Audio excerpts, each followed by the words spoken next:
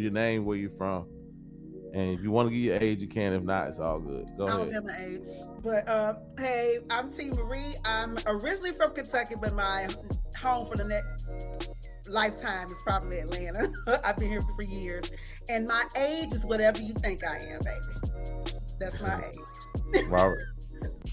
Well, I'm Robert McGee. I'm from Little Rock. I lived a few other places too, but I live in Little Rock. I'm from Little Rock, and I'm 39, and T Marie is 35. I'll tell y'all her age. So About y'all two in because I think y'all two got some good viewpoints and strong points. I really like to start off with the two people. Like I know y'all get a chance to see each other's videos, which is fine. But I do know sometimes that we always wondered.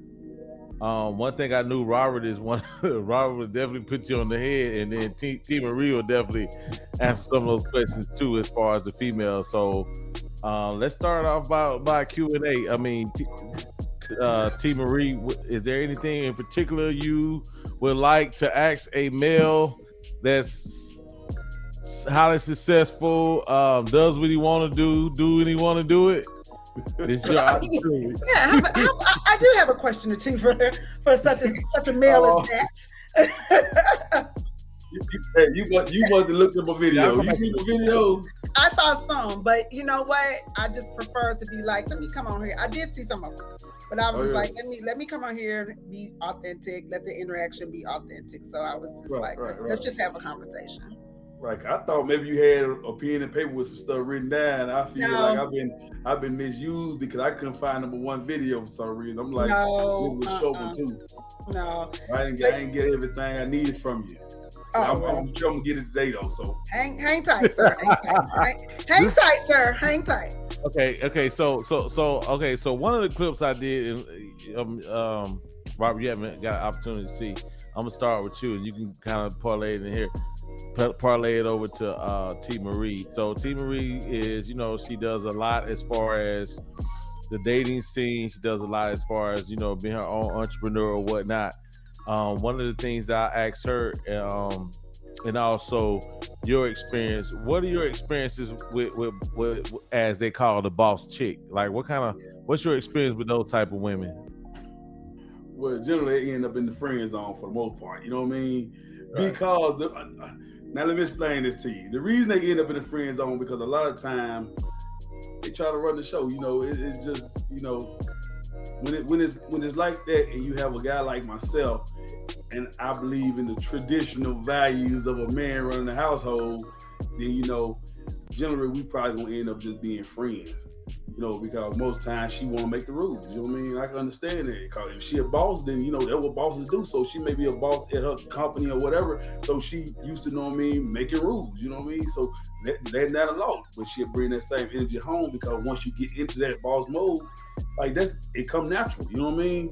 Those that goes to those that are just straight up leaders. You know what I mean? Everybody can't be a boss. Everybody ain't gonna be no leader. Just you can see when it's different, you know what I mean? You can see when a person is trying to act the part, you know what I mean? And one that just, kills it because it's naturally to them. So in that case, a lot of time we'll probably end up in the friend zone because, I'm going to be the same person she is. And we both going to be trying to make these rules right. And we ain't, coming together mutually on it, then it's probably going to be like, what's up, home girl? You know what I mean? And that's okay. So what's the most difficult thing you find about those type of women? Like, give me an example of some of the things. I know you say you guys, sounds like with you being the type of person that you may be as well, which is a headstrong type of guy. What do you find as far as where you kind of butt heads with those type of women? Well, honestly, I really don't normally have those type of issues because like I said, I always come into a relationship or something or a friendship. It's just that, let me get to know you. Let me find out who you are. That way, I only have to worry about her you feeling later on if it don't work. If I see you the type of person I am, then it's gonna automatically be within the first couple of times I was kicking it. I'm gonna know it. So I'm like, all right, home girl, hey, it's like me, and we continue to go out. But now I got my mindset that we're only gonna be friends. You know what I mean? So, but if I did have one that I courted or whatever, try to get with, and she was on some ball stuff, and she didn't like didn't agree with things I wanted to do and decided I want to do other things like that, you know, or making the rules and I may not agree with them. So if I feel like that would be one of the biggest or the greatest things that would probably bother me, if anything, you know. So T. Marie, let me ask you. Go ahead, T. He was saying he keeps talking about making rules. So I wanted to know kind of about what do you mean like making the rules? Like when you talk about making rules, what do you mean about I'm making the rules for the household, for this person? Because this is somebody you just met. So you're making what rules? So what I mean by that is when I say making rules, say for example, I also use the example of when you're at work, right? I said when you're at work, you make the rules, you set the bylaws to what your employees need to do.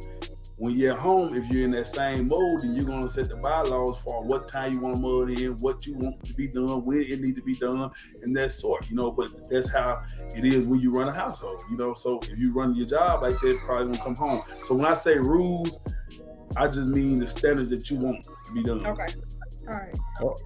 Okay, kind of parlay that. Okay, so T. Marie, he just said, what kind of advice would you give him to you know, to those type of women that pretty much know where they're going, know what they want to do in life, pretty much been running, you know, the shows because they're single. Mm-hmm. So what type of advice would you give a man who says, hey, you know, these type of women I really don't like to deal with because of these particular things? What kind of advice? Just kind of like what he was saying. First of all, when you come in saying making the rules, right? That's going to be a throw off. And I'm sure you may not say that, like say it just like that initially, but a woman who's already has her own is normally coming in for somebody to help her take some of that stuff off her back. Most women who are running things like that don't normally want to come in and run the household too. But what she has to know is that you are capable of not only running the household, but considering her and whoever is in that household when it comes to decision making. So we have to be comfortable. We have to know that whatever decisions you are making, you're not making them based off your wants and your needs, but you're making them based off our wants and our needs and what we're trying to do as a collective. So it can't come in and talk about these are the rules, because like you said, she's already handling things on her own. What you do come in and be like, hey, so this is what I like. What do you like? Okay, let's come together and see how we need to make this work so we can make it work for both of us. And then now I trust you in your leadership because you didn't come in and try to run nothing. You came in and try to complement things so that us as a team can have what we need together. So you just got to be more, women that run stuff already, we don't come home wanting to run nothing. Now, we will initially come off like that because that's what we do. But if you be like, babe, you ain't got to bring all that here. Just relax. I got you. You don't have to bring all that here. That's how you break down our walls. You let us know, hey, I know you've been running shit all over the place and that's cool. But right here, I got you. And watch her walls just fall apart. I promise you. Once she knows you got her back, once she knows you're not trying to come in and take over, she's going to do what you need her to do. Absolutely. Okay, I can dig that, but you know, for real, in a case like that, I wouldn't be like right now we're having the interview. So when I say a woman making the rules, I wouldn't come into the relationship. I just met you, and like, hey, how you doing? I take you out, and I'm like, oh, you ain't gonna be making no rules, and I ain't gonna do none of that now. Yeah. One thing, what I mean by that, now I'm talking to you all, so of course, yeah. That's the language I use, so we get a clear understanding. But I wouldn't tell her like, damn, you gonna make all the rules now, unless I already made up my mind and seen that's what the hell she do. You know what I mean? Like, okay, I see she gonna take control all the time, so I'm gonna, you know. But yeah, I wouldn't just come in and be talking about, now you don't be making no rules. So, you know, but I do appreciate your advice, but that wouldn't be me anyway. So yeah.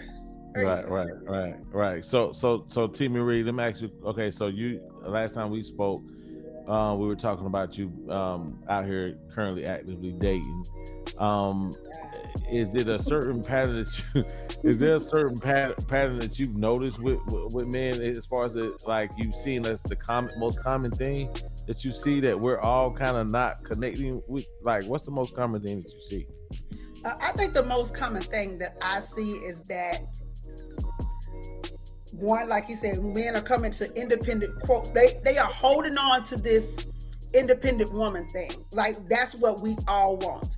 And so they come in already with a chip on their shoulder. Like, So what's up? You know, so they come in thinking that that's what we are. They hear it too many times on social media. They hear it too many, you know, in this music, and they think, well, women just want this and they want to run. They want to run it and they want to be the boss. When that's not what we want. So when I even hate to tell men that I'm doing anything. I almost want to be like, I don't do shit but sit at home. Because in that way, there's no, I don't want to say intimidation factor, but there's no factor that, oh, she already doing this, she got this, then what am I coming in for? Not understanding that I'm coming in looking for a person, again, take some of this stuff off my shoulders and be my partner. You don't have to come in trying to run nothing, but be my partner. And then I will relinquish things to you. I will submit to you. There's things I will do, but I just find too many men coming in almost looking for a fight, right? Almost looking to start some stuff because what some other woman did or some other relationship or some blog they've been on or whatever preconceived notions they have or whatever experiences they've been through, instead of clearing themselves and doing the healing and doing the work on themselves, they bring it to me, and now I got to pass some type of test to prove that I'm worthy of their time or worthy of being in their space. And I'm like, sir, I'm not doing all that. I'm gonna need you to go get yourself relaxed and deal with you, and then come to me, and then let's have a conversation. Yeah, I'm not here to prove that now. Yeah, Robert. Let me ask you a question, Robert. You know, she just kind of laid it out. You know, as far as how to handle it. Let me ask you a question. Do you think you have the type of patience to deal with, you know, women who have been hold on to the reins so long? Do you think that you have that patience, or you have patience? Well, with me, you know, it depends on our chemistry. But you know, I'm glad I want to touch bases on that anyway, because one of the things that stuck out to me that she said was, if it's a partnership, you know, she'll relinquish the reins anyway, you know what I mean? And as I spoke in my last interview, I believe in a partnership, you know what I mean? That's what I believe in. That's not, a partnership is not me take care of everything, you not doing shit. That's not a partnership, you know what I mean? So when I say a partnership, we doing this thing together to build together, right? So that stuck out to me in what she said, right? So as far as now, I personally feel like she's speaking from my own point of view, right? Because every woman is not going to be that partner. Every woman is not who she's describing, you know what I mean? Just like every man is not going to be who she's describing either. So, you know, there's going to be a give and take on both ends. But as far as what she's saying, I can agree with that on some women. But then again, there are those women that, you know, feel like this is what I'm going to do. Like, you know what I mean? Like, I got everything I need. I don't need you. Get on down, you know. And someone made a quote that stuck out to me. You might have heard it before. And it states, or quotes as, white women go to college to find a man. Black women go to college to prove they don't need a man. And the thing is, I'm letting you finish. I ain't gonna say I'm letting you finish. Go ahead. She can't get it out. She get ready to sit home.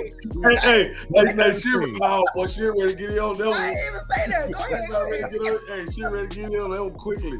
So anyway, right. So hey, I'm glad I said it, because I'm gonna give you an opportunity to answer. But so anyway, that has stood out to me on occasion while I meet successful women. But a lot of times, you know, with just the personality and the chemistry I have that I come with, you know what I mean? Most time a woman probably gonna be like, okay, I see he's a king, you know what I mean? Like, she's not most time gonna give me a challenge like that, you know what I mean? But if she do, I don't have a problem with being her friend, because at that point, we're gonna be just alike. You know what I mean? Do I think, you know, two alpha individuals can be together? Not really, you know what I mean? You know, unless somebody gonna have to take the Lord, you know what I mean, the stance off the compromising role, you know what I mean? In other words, so it's compromise on both ends, but there is going to be a leader in the house. I do agree, but that leadership comes from me trusting you to lead us. Again, so there's nobody taking the one road and the low road. We're both compromising to meet each other's needs. But of course, with you being the head of the household, and we want you to be the head of the household, we do submit to your authority, as long as we understand that the decisions that you're making are for us and not for you. Right. Now let me touch base on that one thing you said about the white woman, and I got to talk about that because I have seen that, right? And I've seen it, and I want to touch bases on that because there's a couple things that go here. Traditionally, you're correct. When growing up where I'm from a town that both has white and black, and growing up where I'm from, traditionally, white parents teach their daughters to go to school, have a trade, but get ready to marry because family is the sole basis of the wealth, to be honest. To have wealth, to build wealth, it is family, and that's what you need. And you need somebody that's going to be there to, yes, if she has to take care of her own stuff, so she does get the education, but also to look for or hope to get with a man, and normally they do, to go ahead and marry and build a life together. Unfortunately, Black young ladies don't have that luxury. Black women don't have the luxury to go and hope that we're going to find a partner to get with. And so we're often directed to go ahead and take care of yourself, not be independent, but take care of yourself. And what happens in our experiences, because we're not grooming our young men to do the same. Now remember, in white culture, they're grooming their young men and their young women to come together as family and build wealth. We're not grooming our young men to do that. We're grooming our young men to go to school, get it in while you can, get all you can get till you 25 and or whatever, hit it all, get all the women, and then connect with somebody eventually. By 25, white and other cultures have been married or been married 2 or 3 years. Here we are getting married at 25, 26, 27 and just starting our families because we've taught our sons to go ahead and do all this other stuff prior. And we're teaching our daughters to go ahead and enjoy their life too. We're not teaching them the values that they need in order to come together. You have to understand, family builds wealth. And when we're together, that's how we stack money. That's how our community stack money. But we're not teaching our sons what we're teaching our daughters either. So we're not teaching our boys to be men and prepare to be husbands and have families. We're teaching them to go ahead, get it on in, and do whatever they're gonna do. So do you think that your aunt, your grandmother, and your mother basically told you guys to be independent because of that, or like, what did the whole independence thing come from? Because from what we hear with a lot of guys is that, you know, there was we feel, and correct me if I'm wrong, but we feel that the reason that one of the disconnects, besides, and we'll touch on our responsibility, but one of the biggest responsibilities we feel as far as when it comes to the whole dating, even getting to the table, that the fact that independence was pushed where so that it created a wall between the male and the black male and the black female, right? So do you think that why the white family was teaching generational wealth, go to college and find a spouse, and it seems like the black family may have been saying, hey, go get your degree, get your job, and get your own? Well, for me, I was brought up in family. My mom's married. Right. I mean, this is her, she was her second marriage, but she's been married to my stepfather for 45 years now. My grandmother was married to her husband, passed away. My nieces, my family are married. So where I'm from, the culture of marriage and family, for me, is the norm, okay? And so when I went to college, my mother didn't tell me to go to college and get an education and to be independent. What I went to college for was to have a skill or have my education so I could have it no matter which route I went. The part for us as Black women is that there came a point, whatever happened, there's so many different studies and whatever for why the man is not in the house, that we didn't choose to be independent. We didn't want to be independent. We had to become independent. And then it became a point where now it was all our music or whatever made it a badge of honor to be independent where we didn't need. And it's not that. But no, if I could speak, maybe it was just my generation, but now as we get to younger generation of women, right? they have embraced this culture of independent because of the music, because of what they've seen, because they've been raised by their mama, by themselves, and their grandmama raised their mama, and they've had all these women who took care of themselves and have been so brokenhearted and disappointed by whatever man hasn't been there. They're teaching their daughters to be independent so that they won't get heartbroken, so they won't depend on something that they may not ever have, right? So and now it's become a thing that they've embraced. Right. Yeah. Okay. So can I touch base on that real quick? Go ahead. So and you're totally right. But the thing is, if you look at the way it has been, like, you know, the systematic racism, the way it's made up. Listen, that's the way the people want it to be. Like, you know what I mean? They want the woman to raise the kids. That's why they came up with so many laws to get rid of the black man. You know what I mean? Like, you know, the 101 ratio with the crack and cocaine. You know what I mean? Oh, yeah. War on drugs. You know what I mean? Yeah, they kill us every day. It's because, see, the thing is, in tradition before, like, you know, I'm not even gonna go into depth what I'm talking about, but the thing is, families used to be 5 to 7, you know, kids. You know what I mean? Back in the days. Families used to be 5 to 7 kids. But white families or Caucasian families only always had 2-3 kids. That was it. So without the laws to I guess you could say, without the laws to kind of minimize our growth, they don't want us to outgrow them. You know what I mean? Guess what? Women can't have a kid without a man. We get rid of the men, we cut down that race. You know what I mean? We cut down these generations. You know what I mean? Much quicker. You know, at one time when all the families were having 5 to 7 kids and they was only having 3 of theirs, in a matter of 20 years, we'd outnumber them. You know what I mean? Like 10 to 1. So they look at things like that. You know what I mean? If they ever get too many more than us, then they will overtake us. You know what I mean? So therefore, they're going to create laws to make sure it put the black man away. That way, the woman has to raise the child herself. You know what I mean? That way, she has to go to college herself. And guess what? If she don't go, and she depend on the government going to make her put him on child support, make sure he can't be in the house if she want any assistance. You know, it's all against the black man anyway. So therefore, you are right when you had to go to college. And most women on men got to be independent, because guess what? The man is not going to be there because it's either, you know what I mean, it's so many men out. So I don't even really think we're being raised to do all this at one time, you know what I mean? But we're being raised to, you know, make sure we don't have to ask the next person for something. And if you start from zero, a lot of times you're going to take the quickest way out. You know what I mean? For example, with me, you know what I mean? I took the quickest way out. However, when it boils down to it, it came out great later on in the end. But the point is, I didn't make a choice not to be there. I don't feel like a man is making a choice not to be there. You know what I mean? I think a man or a black man, anyway, is not making a choice not to be there. A lot of times they making choices to be great, and those choices lead him into places where now he can't be there. You know what I mean? So, yeah, I feel like, you know, women go to college, as you say, you know, so you can have something to fall on, because it's not guaranteed the man gonna be there, and it's set up like that. You know what I mean? So, you know, when it comes to population control, you know, that's what they're gonna do. They definitely ain't gonna want us to outpopulate them. You know what I mean? That's just how it is. Right. So.